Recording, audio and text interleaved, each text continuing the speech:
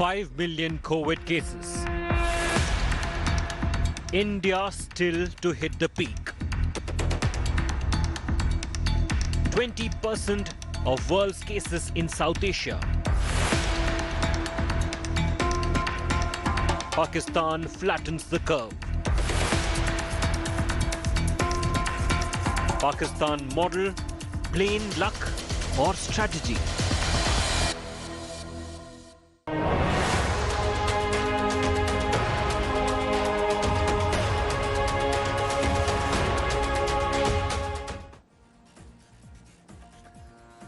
About 4 months ago, here on India Today, we brought together a unique South Asia panel. This was in the month of May, even as coronavirus was slowly creeping across the region. Now, 3 months later, we are back. This time, though, the situation in some parts, particularly in India, is more dire. India has now crossed 5 million coronavirus cases.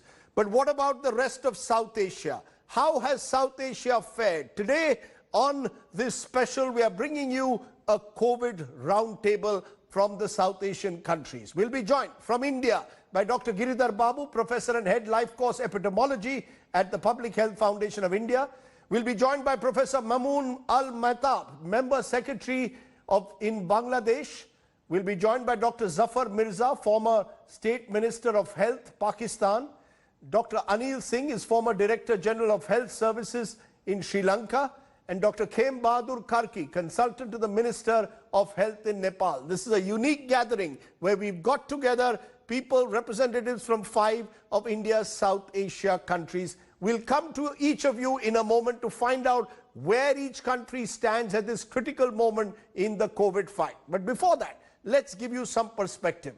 South Asia countries have traditionally lacked in various health and nutrition indicators. With inadequate public healthcare facilities, almost half of the world's poor live in South Asia.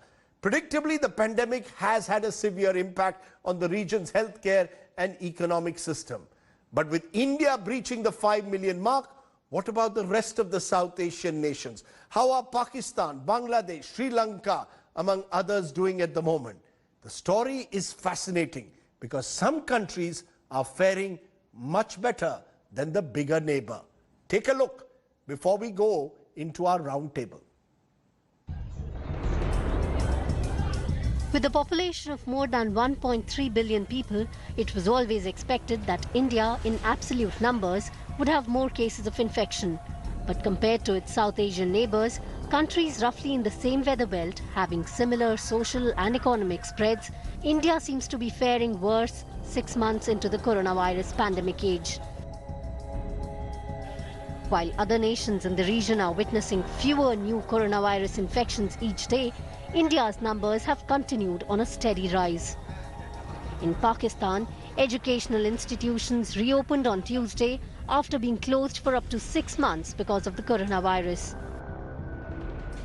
The move came after the country saw a steady decline in COVID-19 deaths and infections. Over the months, Nepal saw 58,000 confirmed cases of COVID-19 and reported 379 deaths. Although the Himalayan nation had relatively low COVID-19 caseload in the first few months of the pandemic, Nepal has now reported a rise in infection again. With just over 3,000 cases and a recovery rate of 92.2%, Sri Lanka, amid the South Asian neighbours, has reported some of the fewest number of COVID-19 cases. In Bangladesh, health department officials have claimed that COVID-19 is under control at the moment. According to WHO, Bangladesh has reported 3,41,056 confirmed cases. The first corona-infected patient was identified in Bangladesh on March 8th this year. The first death occurred 10 days later. The country saw its daily cases peak in mid-June before they dropped in the last week of July and beginning of August. India's new infection caseload, however, has been on a fast rise since June, coinciding with the time it began lifting its strict lockdown restrictions. Although India conducts the maximum number of COVID-19 tests in the region, many experts believe they are not enough for a nation of 1.3 billion people. So let's look at the overall numbers of South Asia as we plunge into this roundtable. Confirmed cases of COVID-19 in South Asia, remember, in India, over 50 lakhs, that's over 5 million. Pakistan, 3 lakhs, 3,089. Bangladesh, 3,41,056. Sri Lanka, just 3,271. Nepal, much higher, 56,788. Active cases of COVID-19 at the moment, India is close to 10 lakhs, close to a million. Pakistan, just 5,936. Bangladesh, higher, 90,660. Sri Lanka, just 242. And Nepal, 15,779. Then when we look at the COVID average daily cases, India is about averaging 92,000. Pakistan, just 559. Bangladesh, 1,710. Sri Lanka, just 20. Nepal, 1,156. Let's go straight then into our talking point. Let's go straight first to Sri Lanka. I want to come to my Sri Lankan guest because clearly at the moment, sir, Sri Lanka is the outlier, Dr. Anil Jaisingh. Jaisingh, it seems to me that you have done something that no other country has done. What is Sri Lanka's magic formula? Yeah, thank you very much for inviting. They're saying that early bird catches the worm. And we are one of the flagship holders in this business. And also we have put into practice a very strong control system from the very beginning. Actually, it was 23rd January, only we established the National Action Committee against COVID-19. And basically, the reasons for strong control were a strong public health system, which is time-tested and proven again and again. And then strong political leadership, no-nonsense approach when it comes to actions. And we launched, employed the strong quarantine measures. Dr. Jaisingh, did you have a long lockdown? Did you have an extended lockdown? Yes, several months actually lockdown under curfew, right? Entire country. And then thereafter, of course, it was lifted and there was night curfew for some time. And actually right now, we have no restrictions whatsoever. So you're saying the secret is that you started early. Am I correct? That you all started early. You started planning in January. Early, and then we took strong measures, and we have very strong the Quarantine and Disease Prevention Act, which was enacted way now in 1897. Okay. And the lockdown quarantine measures all were taken using this ordinance. The powers were vested with the Director General of Health Services. Let me try and go to each of you and get time right at the outset. Just get preliminary remarks. Sri Lanka, as I said, outlier. We are being told they started early, preparing early. Let me turn to Pakistan for a moment, because Pakistan is again a country which, at least in terms of figures, seems to be doing remarkably. You seem to be at the moment adding active cases just 5,936. Now there are two views to this, Dr. Zafar Mirza. One, that the Pakistani authorities are not coming out with the full picture of COVID. The other is, as the WHO says, you are a bit of an outlier. What have you done? What has Pakistan done right?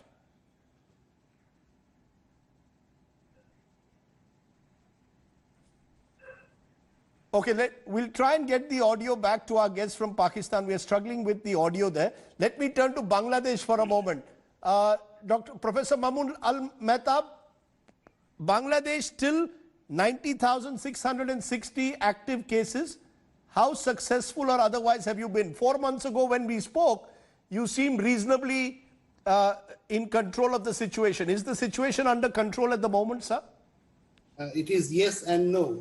Yes, in the sense that, see, in March, April, it was predicted that around 2 million Bangladeshis will die from COVID, and that there will be extreme scarcity of ventilator beds, and people will be...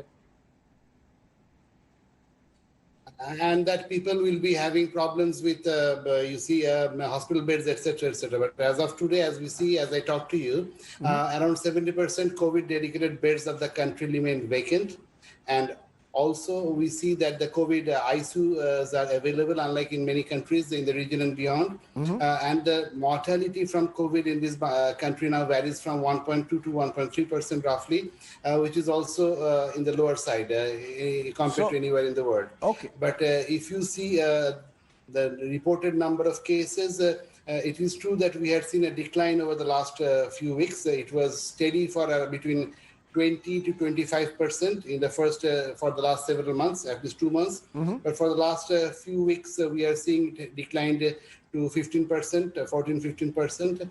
So it is a bit of relief, but we cannot say that we have controlled it yet, because we all know that if it is more than 5%, we cannot be satisfied or we cannot relax. Okay, so yes, you're saying you've achieved some progress, but you're still not fully quite there. Let me turn to Pakistan for a moment, because again, as I said, it's a bit of an outlier. Dr. Zafar Mirza, what has Pakistan done right or wrong? Is it fudging figures, or do you believe this is a reflection of Pakistan getting its act together? Well, when WHO included Pakistan among 7 countries from where the world can learn how to deal with the next phase of the global pandemic, they looked at all the figures. So there is no question of fudging, or there's no question of lack of any transparency. I have been involved from the beginning in the response. And one thing that we have ensured from the beginning is that there should be absolute transparency of all figures and numbers. Like my friend from Sri Lanka was saying, we started earlier. There is a consistency of approach, and there has been a huge national coordination effort, which is not easy in our countries, especially as a federation. But this time, I think we put our act together, and despite difficulties, we have been able to bring all the provinces on the same page. And there was a national response to the national emergency. And also, we moved quickly from few generalized lockdowns to smart lockdowns, which means that where you find the concentration of cases, you lock down those areas so that the rest of the economic activity can continue. And as a result of this, we received a lot of cooperation from the people. So the compliance of our SOPs and for our cautionary messages have been tremendously positive this time in Pakistan. And so this is not just we are portraying it like this, but actually our hospitals are empty and people are not turning out for testing. Sometimes we are criticized that why you are doing less testing. That, well, there are no people who are coming for testing because there are no complaints. Let me stop you for a moment. Let me stop you for a moment. I'll come back to more from you, because it's interesting again that there seems to be a template across South Asia, and it's a familiar template across the world of tracing, of testing, and then isolating. Some countries seem to be more successful than others. Therefore, Dr. Giridhar Babu, you're hearing from our neighbors, they seem to be doing better than us purely in terms of numbers. Is there something we could have learned from them, or do you believe India's sheer size makes it far more difficult in a way to manage a COVID pandemic compared to a Sri Lanka, a Pakistan, or dare I say a Nepal, to which I'll come in a moment? Thanks, Rajdeep, for having me. We not only share ocean, but we are also in the same kind of ship when it comes to neighboring countries. And we need to look at not the absolute numbers, but actually in terms of what is the number of cases per million? What are the deaths per million? When we look at that, and there are 2 filters we need to definitely adopt here. There is no vaccine, we all know that. Every region is susceptible to transmission, we know that. Therefore, if you find for the infection, you will find the cases. So therefore, there is no island of immunity in one country versus other. Therefore, we need to, as you clearly said right in the beginning, we need to test, track, and isolate as early as possible. The only country which has done in 5 digits in terms of cases per million is Maldives. This is followed by India, which is 3,629 cases per million, which is followed by Bangladesh and Nepal. So in terms of cases per million, that is the first requisite for every country to have. Once you have identified the areas of transmission, the next and the most important goal is to reduce the deaths. And therefore, death per million becomes the next important indicator. You have seen, Rajdeep, even within the country, there are states that have higher transmission because they report well. There are states where we say lower cases because they do not report well. So number of cases is a function of reporting and testing. We need to be very careful and not go by absolute numbers, but make sure that we find for areas of circulation wherever it is. But Dr. Babu, why is it then Pakistan, both in cases per million as well as in cases being reported is much less than us, even per million at the moment? Yeah, so when you find fewer cases, I'm not just taking Pakistan's example here. When the number of tests done are few, when your number of cases are also few, therefore cases per million is going to be much lesser than what it is. We need to find as many cases as possible. Rajdeep, we know more than 40% are asymptomatic. And then the symptomatic will have to go by syndrome-based approach. And most people, by doing active case search, will be able to find it. I can give you with assurance, there is no country in this world which can be immune from having cases. Right. Having areas of transmission is absolute prerequisite. If we don't have, either the country is in the early stage of the transmission, or we are not testing enough, or we are not finding enough cases. I'll come to those numbers in a moment. You've raised two critical points. One is the mortality rate and one is testing. Before I come to you, Dr. Khem Bahadur Karki from Nepal, sir, I just want to put these numbers up. Deaths due to COVID-19 in South Asia. India has 82,066 deaths as of today. Pakistan has 6,393. Bangladesh has 4,802. Sri Lanka has 13. Nepal has 371. This is as of yesterday, 15th of September. COVID death rate. India's death rate, and this is a critical figure, 1.63%. Pakistan is more, 2.11%. So this is where Pakistan perhaps has to look very carefully at those numbers. Bangladesh is 1.41%. Sri Lanka is just 0.40%. And Nepal is 0.6%. So this is a critical number. I want to come to you, Dr. Khem Bahadur Karki. How do you describe the situation in Nepal at the moment, sir? These days, we are getting more cases. As you see, in the beginning, we have only the imported cases from abroad or from the India who came to Nepal. But these days, we are getting the cases from the communities. Still, we are in the cluster of cases, or we don't have the whole community transmission because we have. So your curve has not flattened. Your curve has not flattened. Am I correct? Your curve has still not flattened. Yes, not flattened, but it's going to be flattened. It's decreasing in the train like. We have a decrease in case fatality ratio also, and the cases, if you look at the cases, numbers is increasing, but if you see the infectivity rate, it's decreasing. So maybe this is we are getting the waves. The first waves we have got from these imported cases, and then now we are getting another wave like from the local cases, and we are thinking that this is the peak of the second wave, and but you're saying, but I just want to stop you because I want to look at each of you in terms of the mortality rate. Let's look at that because Dr. Giridhar Babu said that's the rate to look at. Let us start this time with Pakistan. Pakistan, sir, the rate, Dr. Zafar Mirza, is 2.11%. Should that worry Pakistanis? The fact that your death rate is higher, deaths due to COVID 6,393. Should that worry you at all?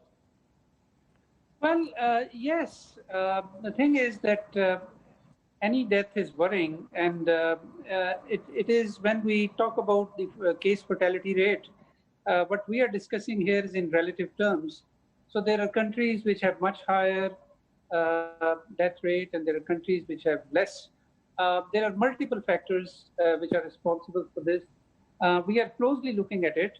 Yes, it worries us, but also I want to mention this, that earlier the point was made about testing. The thing is that in mid-June, our 25,000 daily tests were revealing around about 20 to 23% positivity ratio. And now it is 2 or 1 less than 2%. So the transmission of the disease has reduced remarkably, and that is what is very important. For the rest, the case fatality rate, the number of patients turning up in hospitals, requiring oxygen, etc. There are multiple factors that play for this. So my answer is yes, it worries us, but the overall situation definitely in Pakistan is improving. It has improved remarkably well. On the other hand, let's look at those testing numbers also. I'll put up those graphics also. India has tested 5,94,29,115. That's India's tests so far. Pakistan is testing has tested about 30,24,987. Bangladesh has tested 17,56,746. Sri Lanka has tested 2,59,778. Nepal has tested, interestingly, 8,61,780, so more than Sri Lanka. COVID-19 test positivity rate. India is at 8.45%. Pakistan 10.02%. Bangladesh 19.41%. So that may be something Bangladesh has to look at. Sri Lanka at the moment is 1.26%. Nepal is 2.56%. Dr. Girdhar Babu, put these numbers in perspective for us. From an Indian perspective, before I go to my other panelists, where does India stand in terms of testing? We're still well below the US's and the Brazils in testing per million, but our case fatality rate at the moment seems relatively low. Yeah, so in terms of testing, India has increased the testing capacity significantly. As a result, we are seeing nearly 42,977 tests per million in India. The only two countries in the SAARC region which do better than India are Maldives and also Bhutan, which are in definitely in 100,000 and above. When you look at the other nations in the SAARC region, their test per million population is far below. And Rajdeep, is very important that you showed the test positivity. When you have fewer tests done, and we are saying fewer cases are there, but if test positivity is higher, that means that doesn't give any evidence that the circulation is slowing down. It only means that we are not testing enough, we are not finding active cases enough. And this is a lesson for all of us to learn from each other and even the states within the country to look at all these things in perspective. Cases per million, how many tests are we doing, what is the test positivity rate, finally, what is the death per million. When we put all four together, we have to improve from what we are doing as a region. 20% of the entire world's cases are here, 10% of the deaths are here. We want to prevent further casualties. In order to do that, the only way to do is active finding of cases by increased testing and reducing the test positivity to less than 5% as per the WHO's recommendation. Let's look at that test positivity. Only Sri Lanka at the moment is below that 5% mark. Bangladesh, Professor Mehmool Al-Matab, is at 19.41%. Should that worry you? You're almost 20% in your COVID test positivity rate. Thanks again. It is surely worrying, but let me tell you something. I am a very simple man, a simple clinician, and at the end of the day, when you talk about all these numbers, I get confused. When I get connected to this type of shows, I get very confused at the end of the day. I agree with Dr. Babu. The end of the day, I have to see how many persons I am saving. So 19% is, of course, a matter of worry, and we have to cut it down. But the fact of the matter remains that you can never do it in such crowded countries like Bangladesh, India, where you have such huge population. You see, one test in Bangladesh costs 3,500 Bangladesh takas. So if I want to do 100,000 tests per day in Bangladesh, I'll be spending 34 crore Bangladesh takas. If I spend 34 crore Bangladesh takas for the testing only, then how am I supposed to, my government is supposed to keep the country going? We have to remember that this year we faced a category 10 cyclone like Amphan, we have had the longest standing flooding of the century, but still then Bangladesh has achieved a growth rate of 5%, which is unlike many other countries of the world. Here, no single person has died from hunger. And we have a death rate of 1.3% in our COVID beds. That is where we see success. And my issue is that you can test in millions, you can test in thousands, hundreds, but end of the day, you have to save people. And so you're saying your critical number, therefore, Professor, is in terms of deaths due to COVID, which in Bangladesh officially is 4,802 at the moment. I just want to come for a moment to Sri Lanka, because COVID-19 death rate here is very low. And again, the fact is that you have successfully managed in a way to control the spread. What is it? I come back to it. Is it the relatively less dense population? In testing terms, you're not very high there, Dr. Jaisingh. But the sense I get is you seem to have got your act together in terms of preventing the spread. Yeah. The Sri Lanka is basically highly densely populated country. Now, we have the population of Australia, right? You know the size difference. And then when it comes to PCR, actually, if you have social transmission in this in your country, you can get into street and do PCR.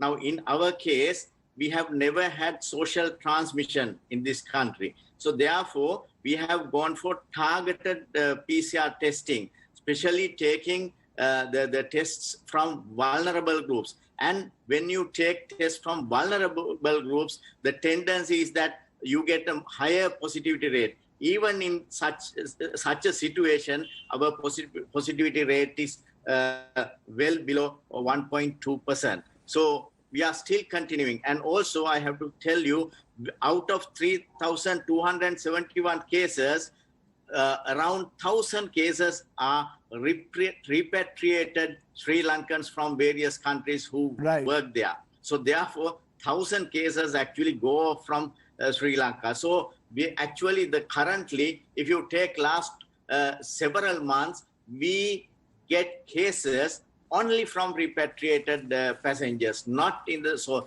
in Sri Lanka, we don't have virus right now. Of course, we have to maintain, because the airports are still closed, other than for repatriated the Sri Lankans, the airports are closed, but we will have to manage this situation so that we have good results in future as well.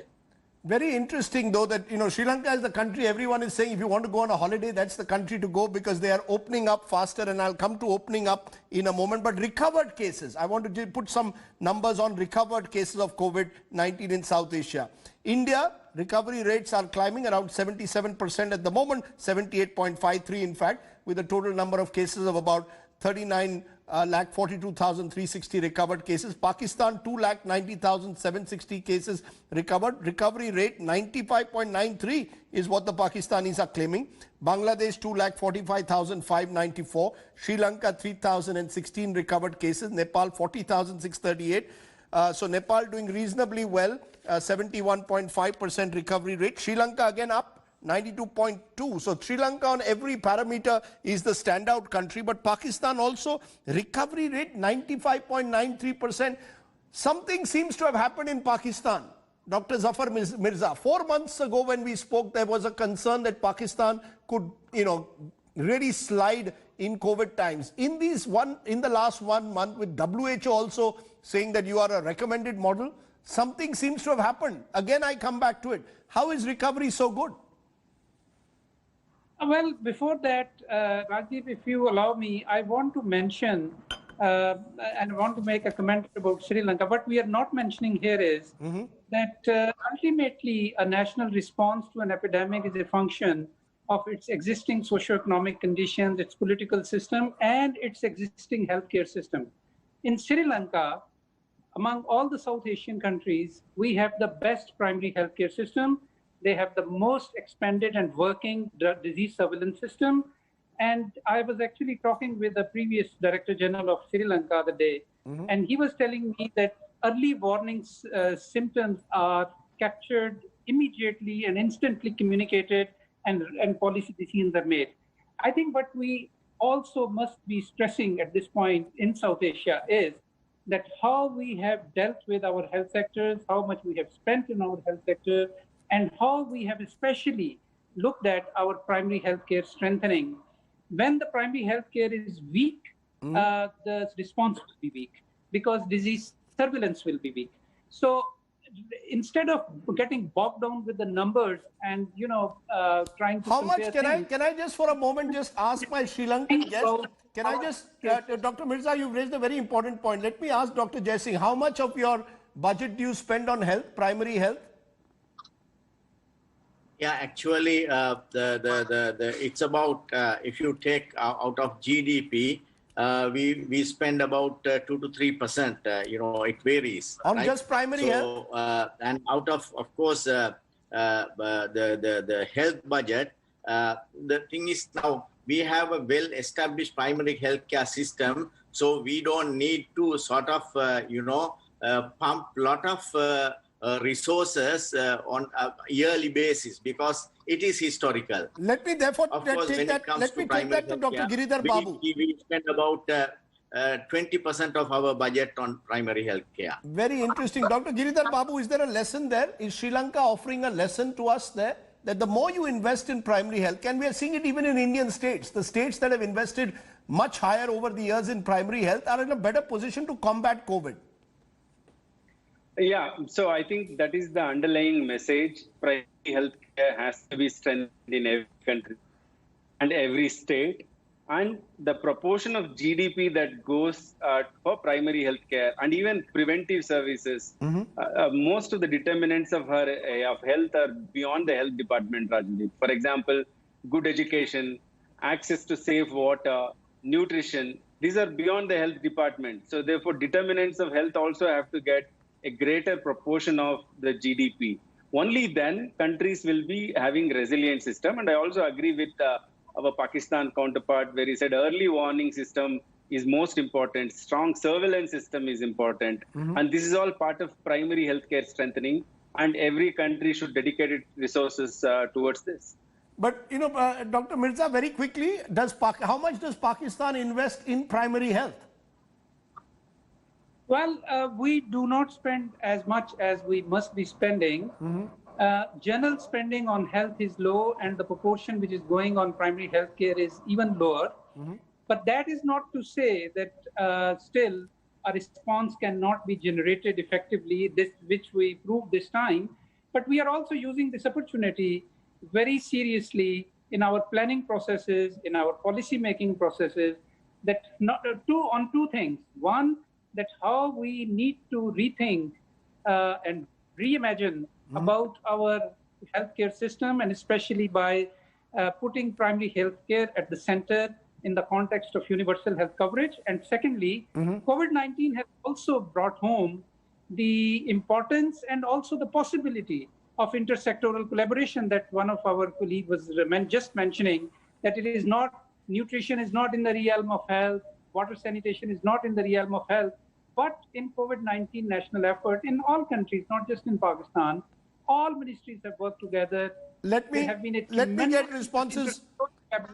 Let me get. As well as, I don't want I don't want my smaller neighbors to get left out. Dr. Khem Bahadur Kharki, consultant to Minister of Health, Nepal. Has Nepal learned that lesson that you need to invest much more in primary health? Yes, absolutely. When we develop primary health care, or we will definitely be in position to prevent or contain this kind of epidemic. So we are also we are also implementing the activities on this level, and then we have also prioritize this primary health care. I think that is the one big lesson that's coming. Professor Mamul Mehtab, Bangladesh was known to be a country that in recent times was making a lot of progress on primary health. Has the COVID-19 effort strengthened that primary health care system in Bangladesh? Let me give you some food for your thoughts. I agree that we have to invest more in primary health care. before COVID-19, I would very proudly say that we have the strongest primary healthcare network in the world. We have community clinics for every 6,000 Bangladeshi population. There's a small primary healthcare facility in every remote corner of the country. But the unfortunate fact today remains that 19% is the diagnosis rate of COVID-19 in Bangladesh today. This means that health awareness is very important. People have to be made aware. Only making the health services available won't serve your cause. We still see that people are reluctant to wear masks in the country, so having a very strong primary healthcare network will settle the cause unless people are aware. Number one. Number two, the discussion that we're missing, I think, is why people are not dying in our countries. This is because of the excellent services that our physicians are now providing through telemedicine or whatever you say. Initially in Bangladesh, we have seen that when someone got infected or got a positive report, he or she would rush to the hospital.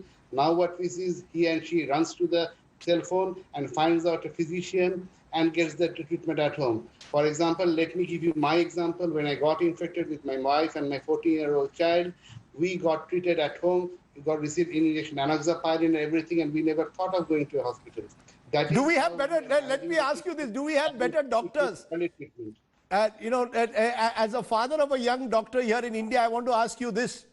Do we have better doctors in South Asia than they have in the West, Professor Mahmood? We have aggressive physicians who adapt very quickly to the situation. Today, we are seeing, initially we saw that non-COVID cases were not getting treated in hospitals. Today, we see that no one is refused a hospital admission.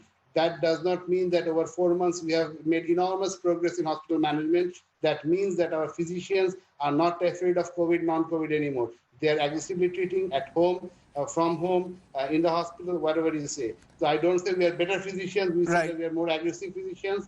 Another thing I like to add that if COVID had come to Bangladesh from China, the disaster would have been worse. It came via Italy to Bangladesh. We got 3 months' time. We got to know the pathogenesis, how to treat. So we are treating better. And I think that is a big case or a big cause in all the South Asian countries. We got a 3 months hiatus period to prepare to fight the COVID, and we learned better that ventilator is not the solution. The solution runs in high flow nasal cannula. We have to use judicious, simple steroids, simple antibiotics that can help lives, save lives. Dr. Giridhar Babu, I was reading today Dr. Bill Gates, not doctor, but Bill Gates suggesting that if vaccines, for example, have to be effective, India is the place where where you will really see the push for the vaccine as well. Is there a sense that, yes, while our health infrastructure may not be robust enough, the quality of health workers, the quality of our physicians, certainly, especially in the metros, as well as just our expertise at building, at vaccine manufacturing, could still help us in the long run? What is the reason? At the end of the day, we seem to have done much better than most people had forecast. South Asia itself, this is a region with some of the poorest people in the world, densely populated. Given that, would you say we've done better than what was expected 5 months ago?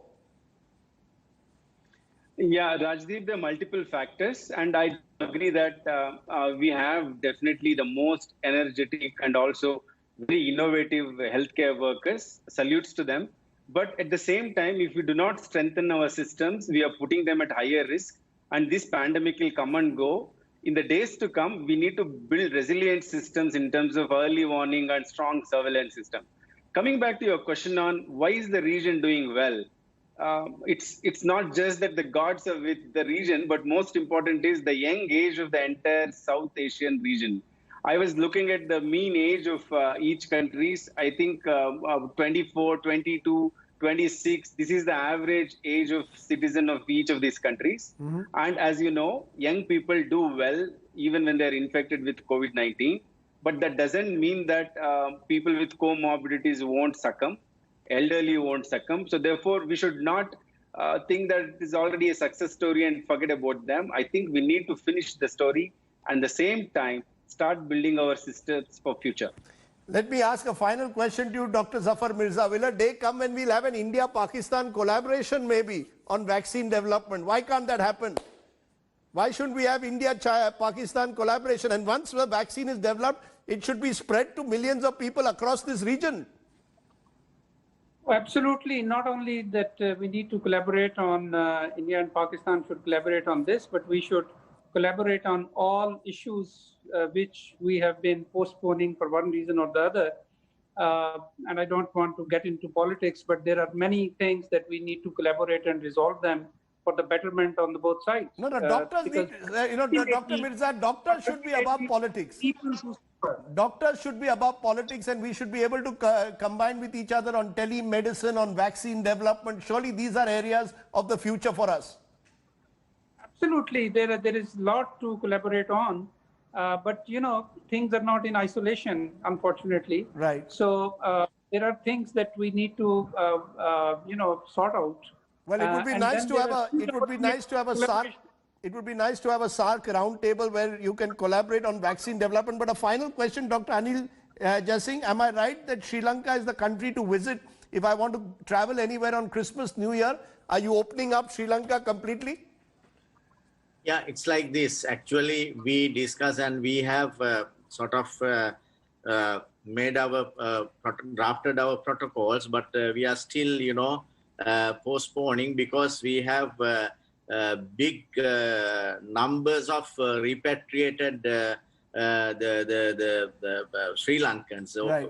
In these countries, we have to get them down first. So, of course, in time to come, we will look forward to opening up, but the government will take that decision, and I'm sure there'll be ways and means and the protocols so that tourism can take place in Sri Lanka, and I'm sure right. The people world over would like to, tourists would like to visit Sri Lanka. Well, I can tell you one thing. Sri Lanka I'm sorry. being a safe destination. Well, I think you seem to be at the moment opening up faster than most of the other countries, certainly of South Asia at the moment. You've been the outlier in a way, but I think in each way we can learn from each other, and that's what we've tried to do through this roundtable, get our viewers to learn what's happening in the region around us rather than remain insular. This is a moment for partnerships across the region. All my 5 guests across 5 countries, thank you so much. It's unique to have you all come together and share your thoughts and experiences. I appreciate all of you joining us. Thank you so much for joining me on the South Asian COVID table. To my friends from Kathmandu, from Pakistan, from Sri Lanka, Bangladesh, and of course, India. That's it at the moment on this COVID roundtable, but we've got a little bit more. We'll come back. Welcome back. Let's turn to tonight's good news story. Often it's my good night songs on Twitter. I sometimes sort of put them out on social media, and they've usually been sung by Kishore Kumar. I'm a great Kishore Kumar fan. Tonight we remember the other great man, Mohammad Rafi, and there's a reason. Tonight in our good news story, we are meeting a singer from Kerala who's so deeply influenced by Rafi Saab that he now sounds exactly like the legend himself. Well, not quite. Listen in.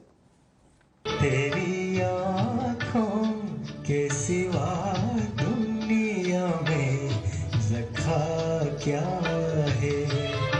Timeless classic in Mohammad Rafi's own voice, or so you might think. झुके शाम ढले मेरा जीना मेरा मरना. Meet Saurav Kishan, the 23-year-old from Kerala who has taken the internet by storm.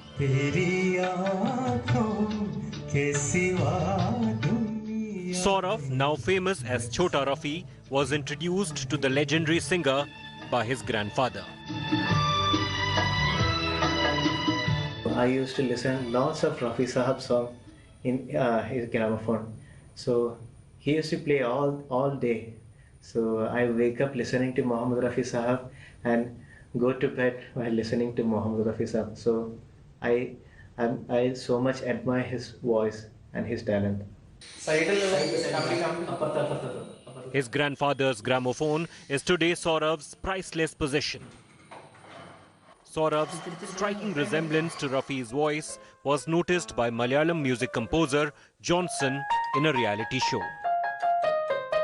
I participated in a show called Gandharva Sangeetam, and there was Johnson Master and Srini Sir and Vasantama as judges of that reality show.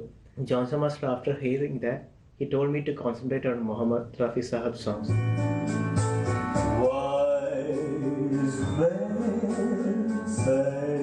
Saurav is now undergoing training in Carnatic as well as Hindustani music. At times, he posts English classics too on his YouTube page. I'll be so blue just thinking about you.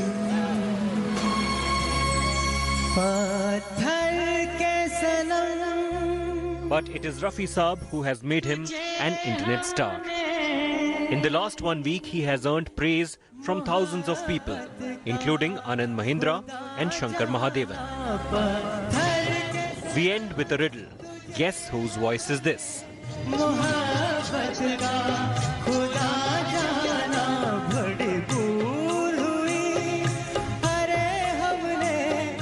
With Gopi Krishnan Unditan, Bureau Report, India Today.